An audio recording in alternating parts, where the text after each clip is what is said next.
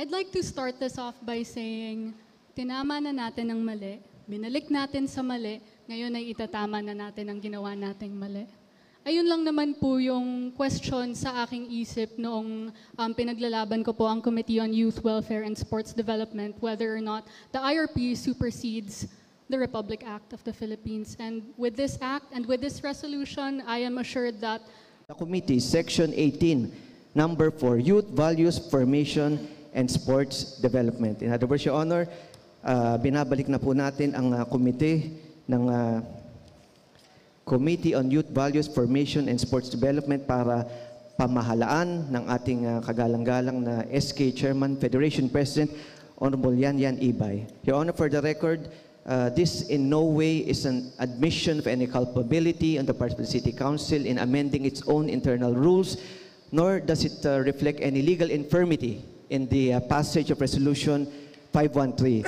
As I said, Your Honor, before, and I will repeat it again, this was based on a precedent laid down by the City Council under City Council Resolution number 206, Series of 2010, which was passed and adopted by the City Council of Manila at its regular session on December 14, 2010. But more importantly, Your Honor, ito po'y para pagbigyang pagkakataon ang ating kagalang-galang na SK Chairman, Federation President, Honorable Yan Yan Ibay to effectively perform her duties as Chairman of the said committee in the furtherance of her advocacy in helping the youth in the City of Manila. Thank you, Your Honor. Thank you, Majority Floor Leader. Pero meron lang ako nais basahin, mga kasama. Nakita na ng buong konseho ang sinseridad at commitment mo, anak. Consador Yan Yan Ibay. Ito ay marka ng tagumpay ng proseso. Tagumpay ng proseso na pagbibigay, respeto sa kapwa mo, mga magagaling na konsehal. Tagumpay ng proseso ng pagtanggap ng mga pagkakamali at hangarin natin ipagbuti pa ang sarili. At higit sa lahat, tagumpay para sa lahat ng mga taong naniniwala at nagtitiwala pa rin sa iyo. Bagamat napakarami ng mabibigat at masasakit na salita at aksyon ang pinagdadaanan natin. Sana hikayatin mo ang iyong mga kapwa kabataan na pairalin ang pagsulong ng katotohanan at pagpapalaganap ng pagmamahal. Gaya ng sinabi ko noon, hindi ito panahon para manira ng kapwa o magpalaganap ng misinformation sa ating lungsod. Ipakita natin sa buong bansa na ang tagumpay ng proseso na dapat mong tahakin ay mahaba at malayo pa rin. Pero malayo ka na at sigurado ang konseho na malayo pa ang mararating mo. Bilang presiding officer, dumadaan din tayo sa tagumpay ng proseso. Hindi po tayo perpekto, pero ang bawat araw ay oportunidad para matuto. Konsensus ng mayorya na pansamantalang ibalik sa dati ang mga committees at ngayon konsensus pa rin ng mayorya ang pag-aproba ng resolusyong ito. Congratulations, anak. You finally made it, bawi. Sino ang unahin ko po? Ako na muna. Sino?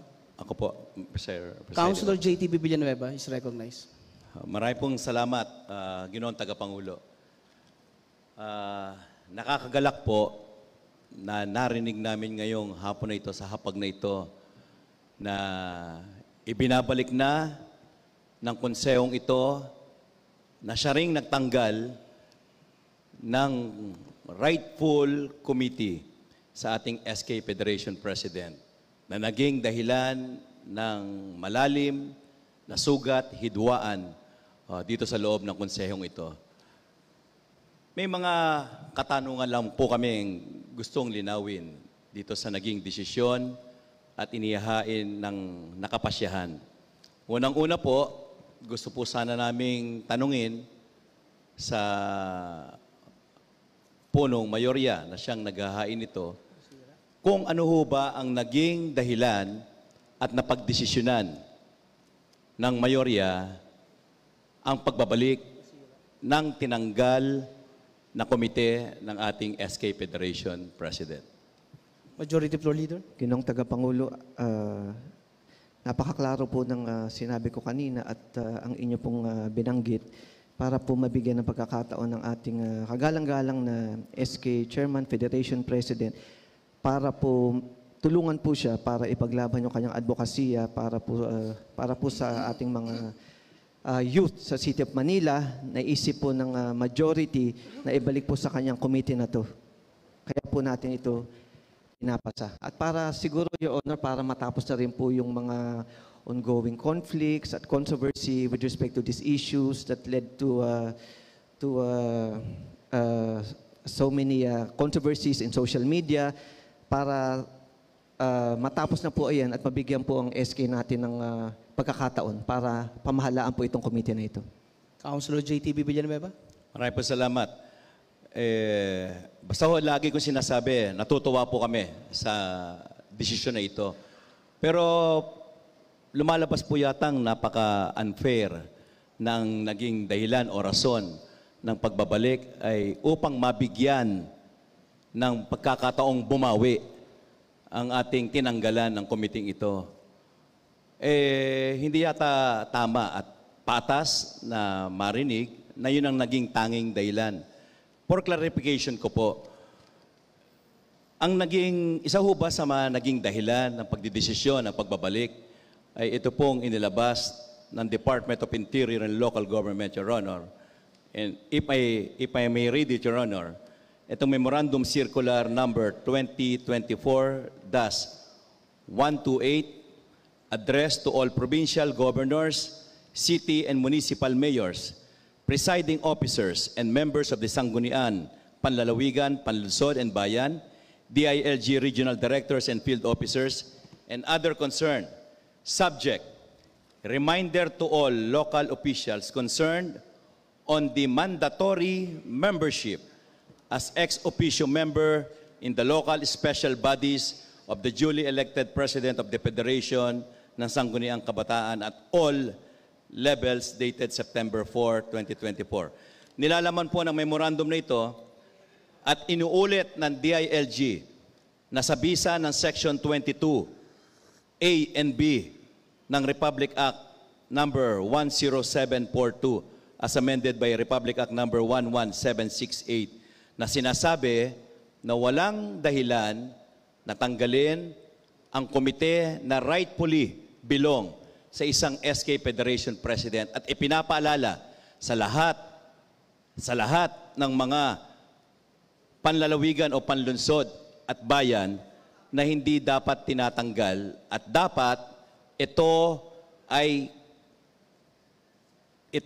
dapat ibinibigay ng batas sa SK Federation President yung Committee ng Youth and Sports Development, yung pagiging regular member niya sa Komite ng Edukasyon, Environment, Employment and Livelihood, Health and Anti-Drug Abuse and Gender and Development, and serve as chairperson or serve as an ex officio member of the local school board, local council for the protection of children, local development council, local health board, local tourism council, and local peace and order council.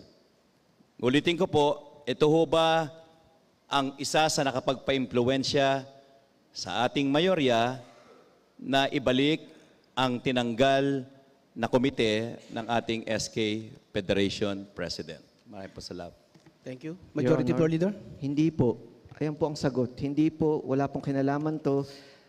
Katulad, ngayon ko lang po siya nabasa, ito pong ating DILG Memorandum Circular 2024-128 dated September 4, 2024. Nakasaad po dito sa aking unang pagbasa, ang subject po ay reminder to all local officials on the mandatory membership as ex officio member in the local special bodies of the duly elected President of the Federation ng Sangguniang Kabataan at all levels. It refers to the mandatory membership of the SK chairman to the special local bodies, Your Honor. It does not specifically mention under its subject the chairmanship of the Youth and Sports Development, although it is mentioned in the body. Your Honor, ayoko po sana makipagdebate dito dahil sa ating pinapasa, pero gusto ko lang po iklaro na it is my own personal opinion na ito pong memorandum na ito, mag-a-apply lang po siya if there is a committee on youth and sports development.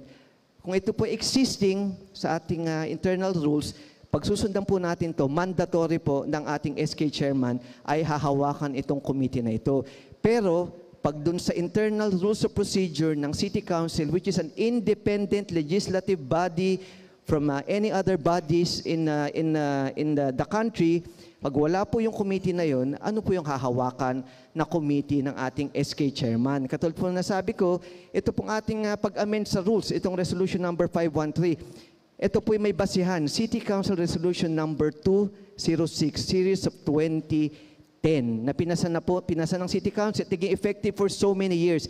Sinundan lang po natin yan, nag-set po siya ng president, kaya po, inuulit ko, kaya po natin ito pinapasa, ito pong resolution na ito, hindi po dahil dito sa ating DILG memorandum, kundi ito po dahil po naniniwala po ang majority na dapat pagbigyan na po ang ating minamahal na SK Chairman Federation President, Honorable Yan Yan Ibay, para po magampanan niya po ang trabaho niya mas epektibo kung ibabalik po itong committee na to at kanyang hahawakan. Dahil nakikita naman po natin na siya po ay napakalaki po na kanyang potential. The way she speaks, the way she, her demeanor.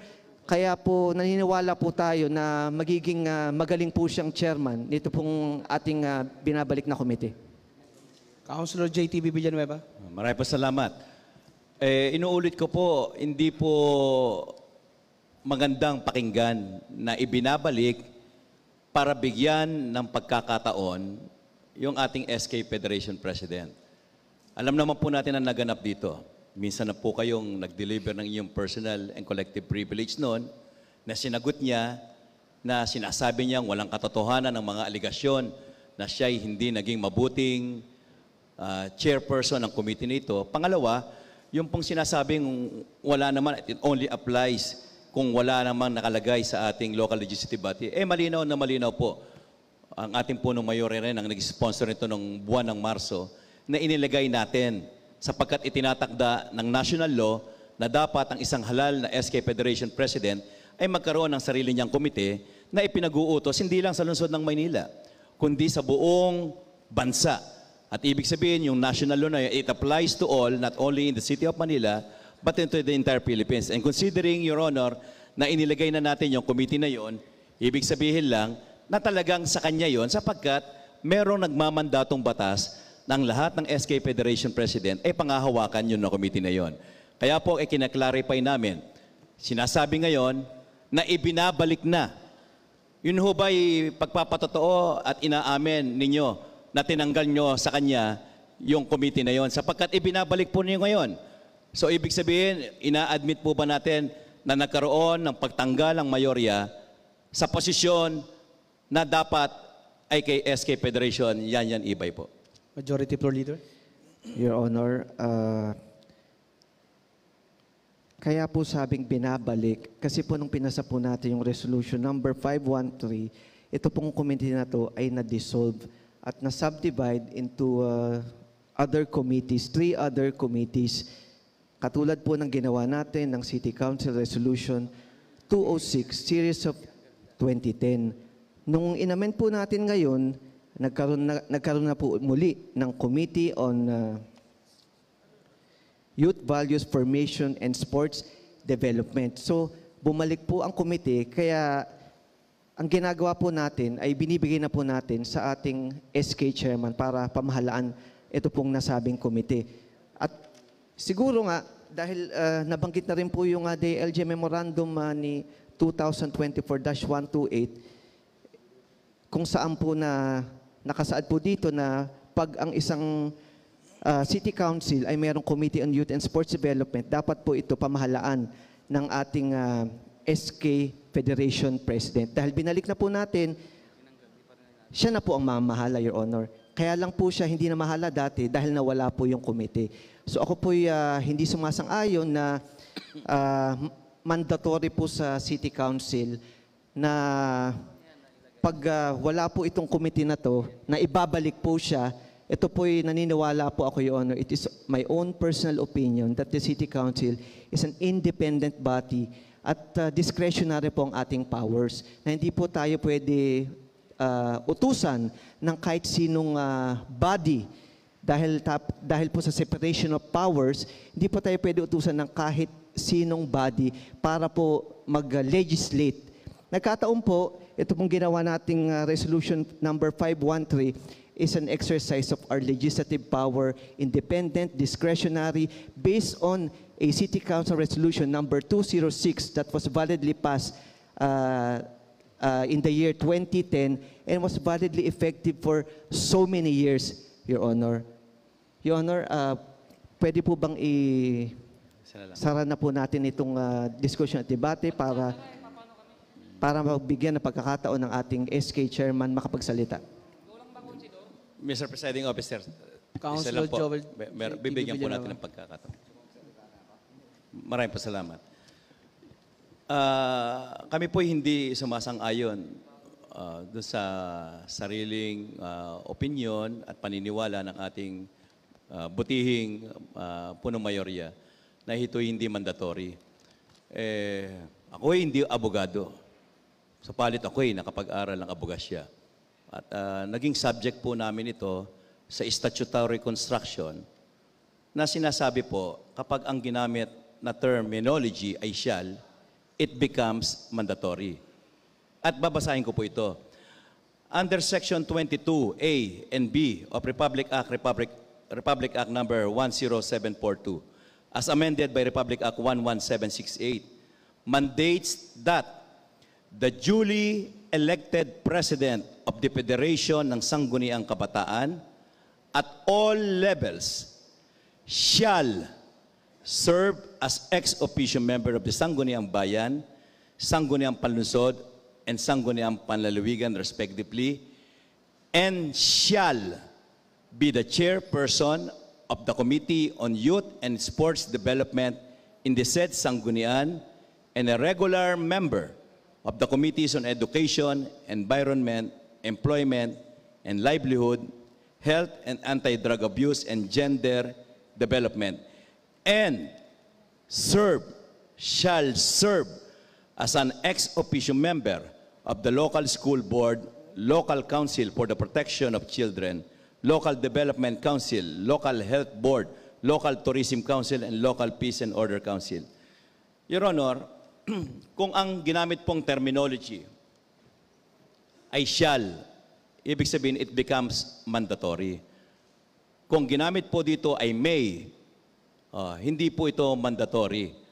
So ibig sabihin, mandatory, dapat ipatupad, dapat sundin, tupdin ng lahat ng LGU, local government unit sa buong bansa. Kaya po nililinaw namin dito, bagamat ito'y nakasampa na ang kaso sa ombudsman, just for the record, Your Honor, dahil meron tayo ngayong inihahaing kapasyahang ibinabalik, it only follows na dahil ibinabalik, merong itinanggal. At yung pong inaalam namin, ang kadahilanan, bakit ibinabalik at hindi po magandang paratang na maging parte ng record na ito, kaya ibinabalik dahil upang bigyan ng muling pagkakataon o bumawi si SK Federation President yan. Mali po yun. Hindi po siya dapat bigyan ng pagkakataon sapagkat naniniwala kami sa kanyang sinabi noon, ginagawa niya ng tama ang kanyang ginagawa, pero ang nangyari, tinanggalan siya ng komite na dapat ay para sa kanya lamang. Yun ho ang aming pinupunto dito. Maraming salamat po. Your Honor. Your Honor. Majority Floor Leader. Your Honor, tama po si Consel JTV. Mandatory po talaga na pag ang Committee on Youth and Sports Development ay existing sa list of committees ng isang city council, ay mandatory po. Base na nga po dito sa DILG opinion ng SK Chairman Federation President ang umupo bilang chairman. Pero Your Honor, pag wala pong Committee on Youth and Sports Development, ano po yung uupuan ni SK Chairman President Yan Ibay, katulad po ng aking binanggit, paulit-ulit po, Your Honor, para po hindi po malito ang tao, ito pong ating ginawa ay nawala po yung committee dahil dinisibute po natin siya, inabolish po siya dahil dinisibute po natin siya sa 3 ibang committees. Base po sa ginawa po natin dati sa City Council Resolution 206. So ngayon po, dahil binalik na po itong committee na ito, kaya po, ang uupo na po, ang SK Chairman Federation President natin, si Honorable Yan Ibay. Your Honor, yung dahilan po, pinaliwanag ko na po, masyado na pong humahaba ito pong ating pinag-uusapan. Councilor Bobby Lim. Yeah, maraming salamat po. Your Honor, may kunting tanong lang ho sana ako. Noon si Dave Tan ba ang naging chairman ng SK, anong committee ho ang hawak niya? Majority Floor Leader. Committee on Utility and Franchise. Councilor Bobby Lim. Maraming salamat po. Okay. Committee of Utility and Franchise. Hindi ho pinag-usapan yung Youth Welfare Organization or pinagtatalunan natin na committee, tama ho ba? Majority Floor Leader. Hindi po. At nung time na ni Honorable Dave Tan, existing po yung ating City Council Resolution number 206. So sinubdivide po yung Committee on Youth Values, Formation, and Sports Development. Kaya pong hinawakan niyang committee ay yung Utility and Franchise. Hindi niya po kinwestiyon yan at wala pong kumontra doon sa pinasa po nating City Council Resolution number 206. Councilor Bobby Lim. Yeah, maraming salamat po. Yun ho ang gusto ko malaman eh. Bakit noon walang nagrereklamo? Ngayon may nagreklamo. At ibinabalik na uli, hindi pa rin matapos-tapos pagdidebate. Yun lang ho gusto ko malaman. Anong dahilan? Maraming salamat po. Maraming salamat, Councilor Bobby Lim. Councilor Awi Sia. Councilor Yan Ibay. Thank you po, Your Honor. Your Honor, to add more information po to the question of Councilor Bobby Lim po, yung resolution po, yung Resolution 206 Series of 2010 na sinundan po natin, nung nirepeal po natin yung Resolution number 33 Series of 2024. Nung time po kasi na yon, nung 2010 po, wala pa po tayong SK Reform Law na nagmamandate po sa isang SK Federation President na maging Committee on Youth Welfare and Sports Development. Noong 2015 lang po tayo nagkaroon ng reform law po na yun. Kaya po, yung sinusundan po natin na President is sa ngayon po ay mali dahil nga po 2010 pa po yun, so very outdated na po. So nung naibalik po natin yung Committee on Youth Welfare and Sports Development through Resolution number 33, Series of 2024, naitama na po natin yung President po na yun. Hindi ko po alam kung bakit po hindi po pinaglaban ng lumang SK Federation President dahil 2015 pa po yung reform law na yun. And ngayon po, bilang naupo po ako na Federation President noong 2023, ngayon po ay pinaglalaban ko po ang karapatan ng kabataan dito sa lungsod ng Maynila. Yun lang po, Your Honor. Councilor Bobby Lim. Yeah, maraming salamat po. No? Tama ho ba ako binalik ng National noong 2015 pagkasama ni Consiel Yan? Councilor Yan. Ang tinatanong niyo po ba, Councilor? Yung sinasabi mo na 2010, tinanggal natin, tapos sinabi ng National, 2015, ibinalik. Tama ho ba? 2015 po na igawa ang SK Reform Law. Ngunit ang Sangguniang Kabataan po ay abolished po from 2013 to 2018 po. Kaya ang sinundan po ni dating SK Federation President Dave Tan po ay si dating SK Federation President Eunice Castro po. Councilor Bobby Lim. Yes, maraming salamat po. So, it's 2015 na ibalik. Pero kailan nakaupo si Councilor Dave Tan, SK Councilor Dave Tan? Di ba naupo siya ng 2022 o 2019? 2017? Oh, bakit di niya hawak? Walang pumalag. Councilor Yan. Your Honor, hindi ko po maisasagot ang katanungan ni Councilor Bobby Lim dahil hindi naman po ako si Councilor Dave Tan. Ako po ay si Yan Yan Ibay po na ngayon pong SK Federation President. Ibig ko sabihin, Councilor Bobby Lim? Yes, maraming salamat po. Hindi ikaw ang kinu-question ko. Tinatanong ko lang, bakit noon si Dave Tan ang nakaupong SK sa mga kasamahan natin, hindi ikaw tinatanong ko eh, walang pumalag nung hindi napunta sa kanya yung youth na ito, yung welfare youth na ito, nasa kanya franchise. Bakit walang pumalag? Bakit ngayon natanggal, binalik sa iyo, may pumapalag pa rin? Maraming salamat po. Maraming salamat, Councilor Bobby Lim. Councilor Awi Sia. Salamat, Your Honor. Para po sa kasagutan ni kay Councilor Bobby Lim, magpasalamat tayo kasi yung mali, itinatama na po ngayon. At pangalawa, yung mga nangyari na nakaraan na yun, konsihal ka rin po nun. Eh bakit hindi ka rin po nagtanong? Okay, by the way, may tatanungan lang din po ako. Ang tanong ko lang po, sino po ba yung nag-author ng nakaraan na tanggalin yung budget ng SK? Committee ng SK. Oh, committee ng SK. Majority Floor Leader.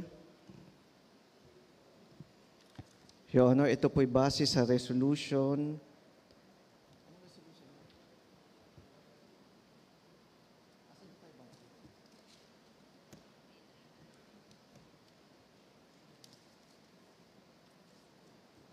Your Honor, Resolution number 513, ako po ang may akda at ito po'y pinasa ng City Council without any objection to the said...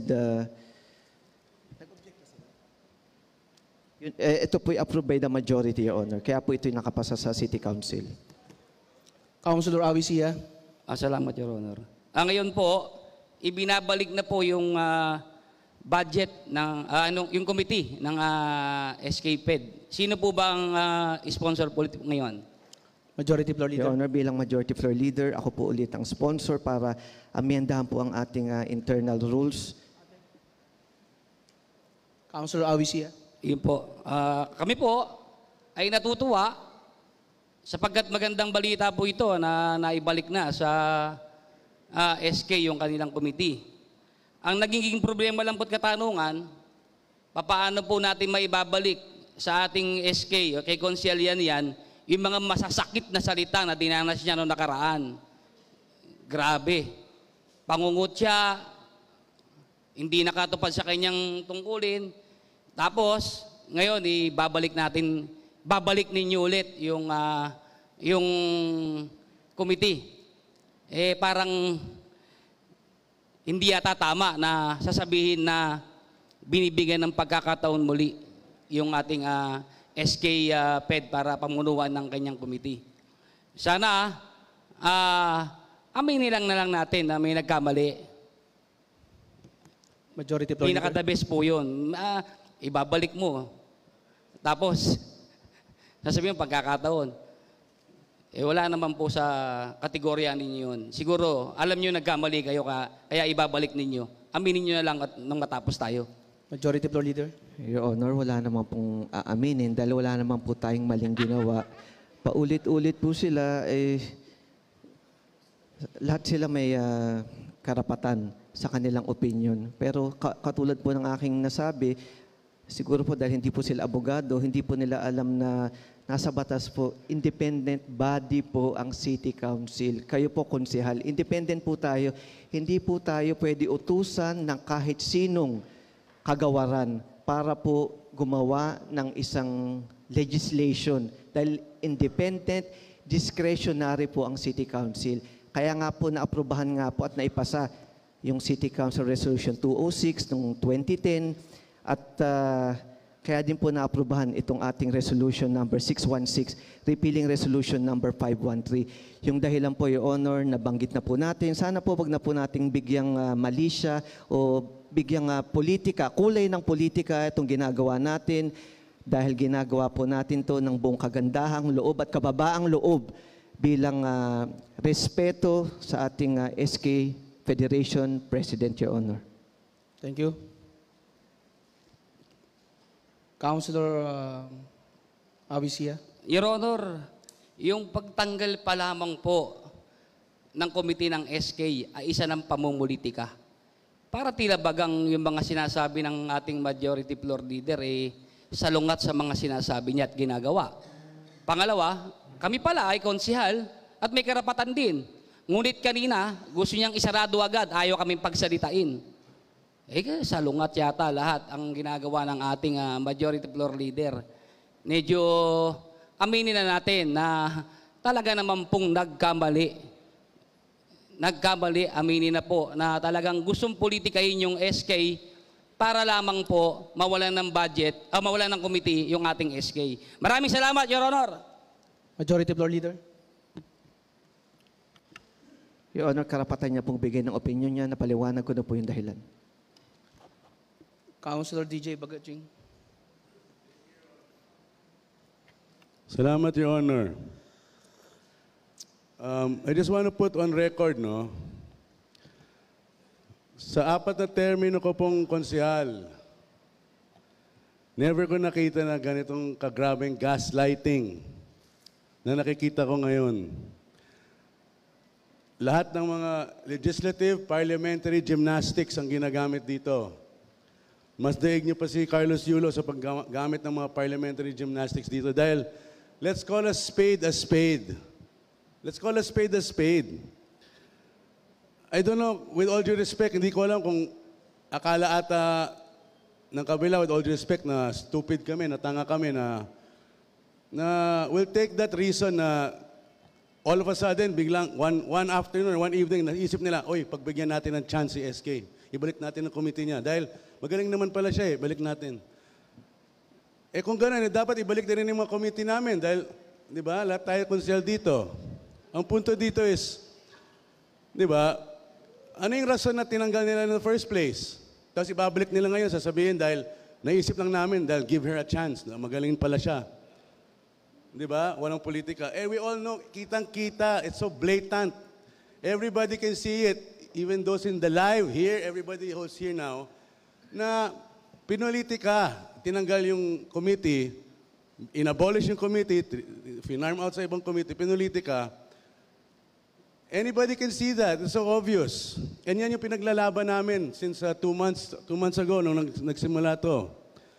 At kitang-kita ng buong bansa, pati yung mga konseho ng ibang mga bayan, ibang mga munisipyo, naggawa ng resolusyon para suportahan si Yan Yan Ibay na ibalik, para i-condemn muna yung ginawang pagtanggal at ibalik sa kanya yung karapatan niyang committee ng Youth and Sports.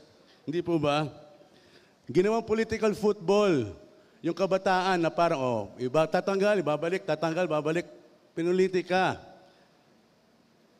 And all of a sudden, we give her a chance. I mean, Your Honor, kung may moral victory dito, ito yon para sa amin. Sa mga sinasabi niyo, so-called minority na totoong minority pala. Isa tong moral victory sa pinaglalaban namin na yung pagtanggal ng committee ni SK Yan Yan is a mere political stunt, a mere political revenge, a play. And even the DILG said that it was wrong. So kung may victory dito, this is one victory for what we're fighting for here sa hanay po namin. And Your Honor, with all due respect, we're not naman stupid to think na ganun, di ba? I mean, this is real talk ito. Let's just face it as it is, on its face value. But, at least ngayon, meron ng correction, meron ng to right a wrong. This is a righting of a wrong. And we accept that, Your Honor. And hopefully this is a good first step in fixing all this polarization here in the Council. Dahil, as Abraham Lincoln said, the house divided upon itself will not stand. And this institution of the City Council has been beat up so long already this past months. So hopefully that this is a good first step. And, you know, we understand that you're trying to save face, but the reason is there, and people can see it, that this is righting of a wrong. So, Your Honor, with that, I congratulate Yan Yan Ibay for getting her post back, and hopefully everybody, all the councilors can get their posts back. And with that, I yield back, Your Honor. Thank you. Your Honor. Majority Floor Leader. Your Honor, marami pong nasabi si Honorable Don Juan DJ Bagaching na sa aking opinion ay hindi po tama. Wala pong nagsisave face. Unang-una, ito pong ni-repeal nating resolution number 513 has not been invalidated by any courts. It has not been questioned. There has been no ruling. It can go up to the Supreme Court, and the Supreme Court will rule on the legality of resolution number 513, whether it is within the power of the City Council to abolish the Committee on Youth, Values Formation and Sports Development, and follow our precedent City Council Resolution number 206. Kung hindi po natin ito ni-repeal, existing po itong resolution number 513 at hanggang ngayon ay wala pong committee para panghawakan ng ating SK Federation President, Your Honor. Kung tayo po'y namumulitika, edi wag na lang po natin ibalik. Hindi ba, Your Honor? Ayun po ang pamumulitika. Dahil wala naman pong nag-uutos sa atin na ibalik itong committee na to, kundi nanggaling po sa sarili po nating desisyon at damdamin. Dahil naniniwala po tayo na dapat bigyang pagkakataon si Honorable Yan Yan Ibay na hawakan itong committee na to at patunayan po sa Maynila, lalong-lalo na po sa kabataan, kung gaano po siya kagaling at ipaglaban ang kabataan dito po sa Maynila, Your Honor. Just for the record, Your Honor, gusto ko po i-clear yan na wala pong courts na nag-invalidate nitong resolution number 513, kaya wala pong dapat ikatakot ang mga konsehal at hindi po nato ginagawa dahil may nag-utos po sa atin na korte o kahit sino. Ginagawa po natin to dahil naniniwala po tayo na dapat bigyang pagkakataon si Honorable Yan Yan Ibay. Yun lang po, Your Honor. Councilor Bobby Spirito. Maraming salamat po, Ginoong Tagapangulo. Ako po'y natutuwa at naliwanagan na po ang isip ng ating mayorya sa pagbabalik po ng committee sa ating kasamahan, SK Fed President Yan Yan Ibay. Ang gumugulo lang po sa aking isipan, kung totoo po na ang dahilan ng pagbabalik ng committee ng ating kasamahan na si Yan Yan Ibay ay para po magkaroon siya ng pagkakataon na makabawi at patunayan ang kanyang sarili. Katulad po nung sinasabi nyo, in the spirit of fairness, sana po maliwanagan din po ang inyong mga utak para bigyan ng pagkakataon makabawi lahat ng tinanggalan nyo ng committee. The sauce for the goose is the sauce for the gander. Yun lamang po. Maraming salamat po. Councilor Bobby. Councilor Bobby Lim. Maraming salamat po, Your Honor. Your Honor, tandang-tanda ko, tinanggalan ho din ako ng committee. Okay. Between 2010 to 2013, natanggalan ho ako ng committee. Wala hong narinig sa bibig ko. Wala akong tayong nag-question bakit tinanggal ang committee ko. Wala akong sinabi na ako ba'y natanggalan ng committee, hindi na ako makapagtrabaho. Yun lang ang tanda ko. Pero nagtataka ako. Binabalik, okay, ng mayorya ang committee ni SK Chairman Yan Yan Ibay, Councilor Ibay, kung tawagin nyo, marami pang nagsasalita. Hindi ko na tuloy malaman ano ba talaga meron ngayon. Malapit na ho ba eleksyon? Ako walang problema kasi graduating na ako eh. Di ba? Pero for me, simple lang eh. Binabalik, okay, dapat masaya. Pero marami pa ako narinig sa mga kasamahan natin na ayaw tumigil ang bibig, na sinasabi kailangan balik mo sa amin, balik mo sa amin, lahat, babalik.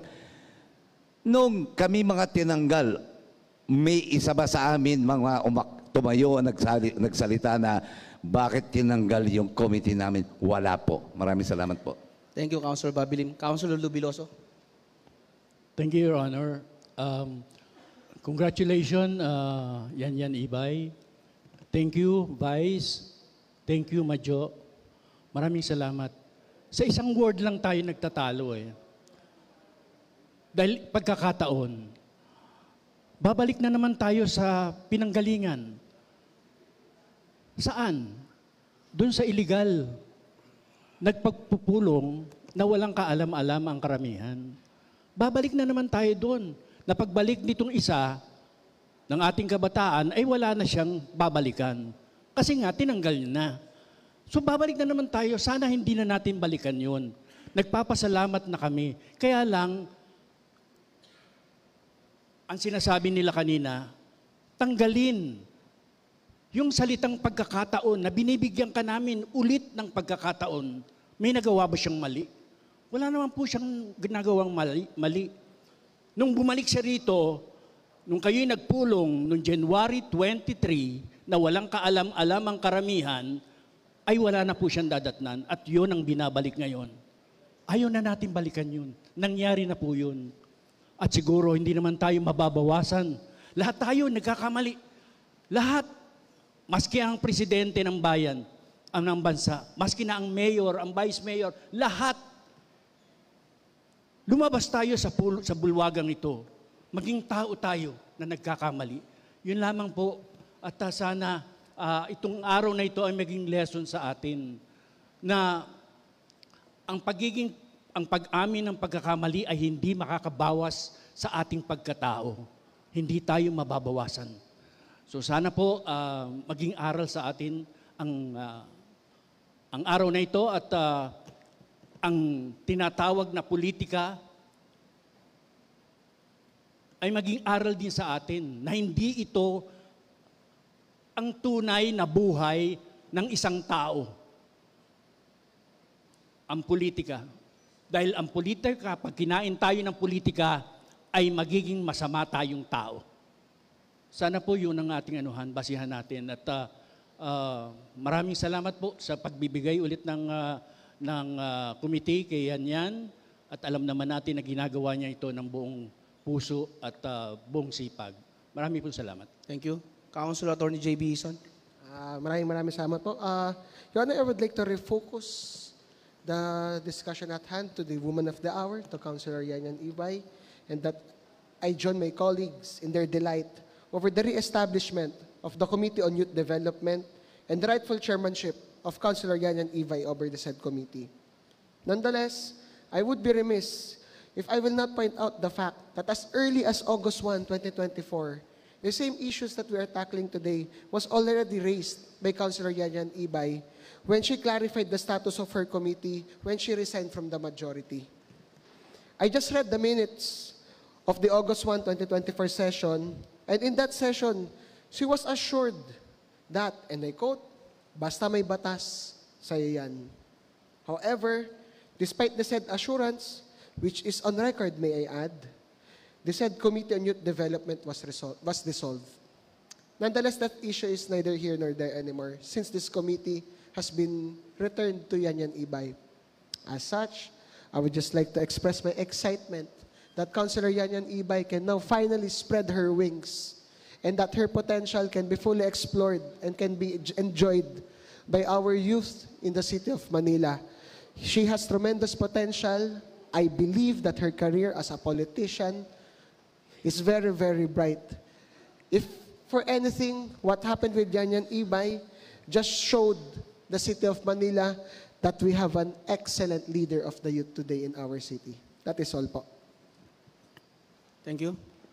Councilor Yan Ibay. Thank you for the recognition, Your Honor.